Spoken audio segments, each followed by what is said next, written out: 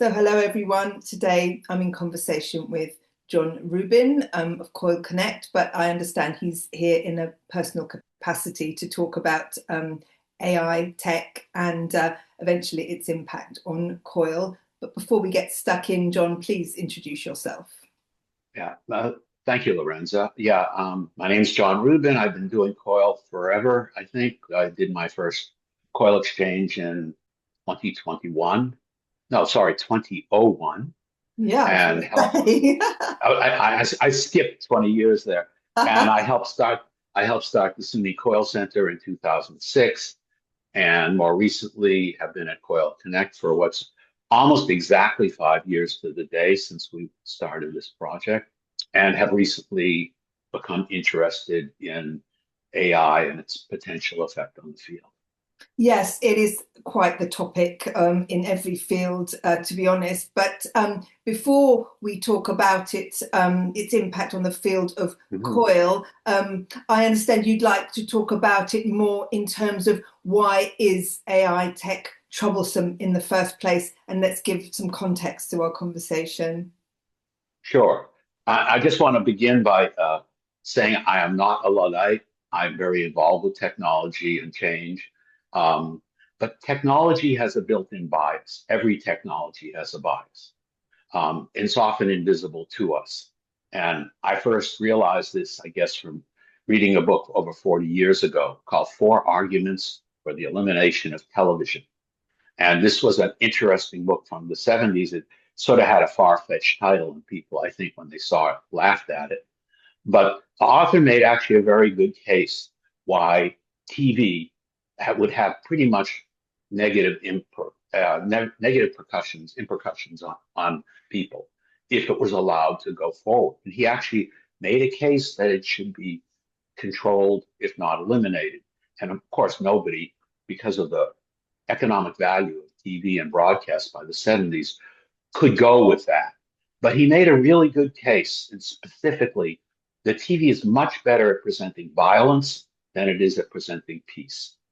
And that the more you use television, the more you're going to push violence and the less you're going to push peace, because it simply isn't presented well. And he was referencing, of course, the televisions of the 70s, which were small boxes. Mm, So mm. he made it very interesting, and it stayed with me, this idea that each technology has kind of a mind of its own, and it is not necessarily dependent on the people who invented that technology. Um, Two other pieces that I think contribute to our situation. One is that we have some very, very rich men who have invested phenomenal sums in the hope that AI will be successful. The money invested in AI is larger than the budget of most countries. So this is, in a way, a technology that can't lose. Yeah, it It can't has to go. win. Yeah. Even if all of us said this is a terrible idea, it would be hard to dissuade because the amount of money being spent on promoting it and developing it is huge. And Mm. then finally, this is my little intro speech maybe, but I think these points are important, is that we're living in an age where lies, untruths, lack of veracity, inauthenticity has become almost a norm. And we're in an age where, the president of the United States, who's the most notable person in this regard, but many, many others take the same note, will literally state to the public things that we know very well are not true. But people will still believe him because of the psychological force of the divisions in the world. So it's very easy now to lie. Lying is probably the main modality of speech in the present. Mm. And so I am concerned that AI, whether used for the news or for virtual exchange, will intend to encourage this untruth. And Mm. if that untruth pervades our virtual exchanges, then virtual exchange is in trouble. No, that's a very powerful argument about truths and lies and untruths. And you make the specific reference to what's going on in the US, which obviously is spilling out across everywhere. And there doesn't seem to be Yes. any accountability, which is immensely frustrating to Yeah. see that it just these people carry on with impunity. But your point about TV being better at presenting violence, I guess that has turned out to be true because, for example, on Netflix, the most popular things are true crime and everything is about kill. It's really hard to get something that's upbeat and not about death and killing and murder. And I'm wondering, you say you don't have much positive, many positive things to say about the impact of AI on COIL virtual exchange, but Simone and Mark seem to have many positive things about sort of leveling the playing field because students can use technology to translate quickly. And they also mention it in a positive way about the design of COIL virtual exchange and using AI to help with that. What's your reaction to that? Do you think people are actually using it in this positive way? I definitely think there are positive aspects. And in fact, for instance, when I do a Zoom, I'm not including this one, I generally have an AI record and summarize. So I have a list of the action points that came out of the Zoom, which is much more efficient, let's say, than recording it on video and then sitting down and reviewing the entire video. So it has functional, yes, of course. And I think its ability to do translation, given that speaking different languages was a focus of telecollaborative virtual exchange for years, but languages are, dependent on how you look at it, a potential impediment to doing COIL virtual exchange. So the ability of a translator could have many positive points, but I think the way AI translation is going, it's actually going to end up putting us in a negative place, which I could explain if you would like. Yeah, please. Yes. Please. Okay. Okay. So let me give you an example, but I have to make one technical point first. So presently, most use of AI, and it's just because it's so energy intensive to do it, Yes. is not done in real time. Meaning, let's say somebody is creating a deep fake video. They put together their scenario and the AI generates that video. So that's this process very simplified. Yes. You say, show this immigrant jumping out from behind this car and shooting this ICE officer. And then you wait, I don't know, a couple minutes, and then that video exists. Whether it looks truthful or not, it'll probably require a lot of tweaking, but eventually you create something that the average viewer could not tell is not real. But it takes time.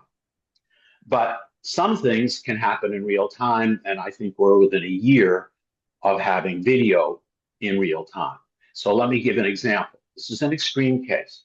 Let's say you have a COIL with Zoom as a central tool between the UK and Korea. But one of the Korean students is very shy. One of the Korean students feels their English is bad. So they bring in an AI tool, a real-time AI tool, and they type in, make me seem courageous and arrogant. Now, when they talk, the AI translates in real time, but it's taking a different tone of voice. It's not speaking like this student. And similarly, to carry it to the ultimate, the person says, I actually would rather look like a Caucasian. And instead of looking like I'm 18, make me look 25, because I'd rather look older. Now, we're within a year, I would say, of AI being able to do that in real time on normal computers. So to me, this is the heart of the problem, although it's a science fiction extreme case, that when we have our real-time videos, that we will no longer be able to tell if the people we're talking to are those people. It could be a 60-year-old man who's told the AI to make them look 22. It could be a woman wanting to look like a man. It could be, this is all really close. This is all around the corner. It's not sci-fi anymore. And it's giving me goosebumps, and it's a horrible thought. And there's no going back, is there? There's just no going back. Well, so that is the question, and I can't answer it, is there any way, as this fellow Jerry Mander made the case for four arguments for the elimination of television. Should we be taking a stand, despite, let's say, the small positives that AI does bring us, and they are there, to say, no, AI is bad. I will never use it ever. I mean, this sounds crazy. It sounds Luddite. It sounds like I should hide up in a mountain cabin and turn off my electricity. But I think we're close to a place where, unless we set some boundaries, we're going to head down this road. And I feel, because it's my field, is that COIL and virtual exchange are going to be very, very vulnerable, because right now our format says it is possible to have a valid, meaningful, and moving international exchange through online means. And I feel we may be coming to a point where people will say, I can't trust it. I'm not going to do this anymore. I have to sit next to this person and be able to shake the person's hand to believe it's a person. Yes. So I think we're in a very weird time. I had someone text me yesterday. It kind of came in through Facebook. It was a little bit odd.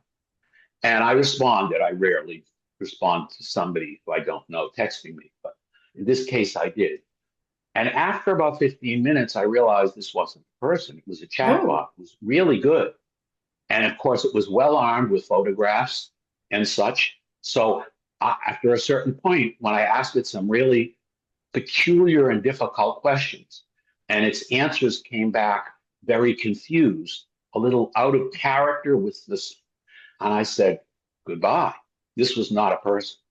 But they were they was purporting to be a person. They had a name. They had a name. They had pictures. They had a history. They had an ex-husband. They had a whole story. Oh goodness! They had a story, and it was I had no way to test this. I couldn't prove it, but it seemed quite evident to me that this was an AI who was being sent out to visit with probably millions of people for some purpose. Yeah. I don't know what.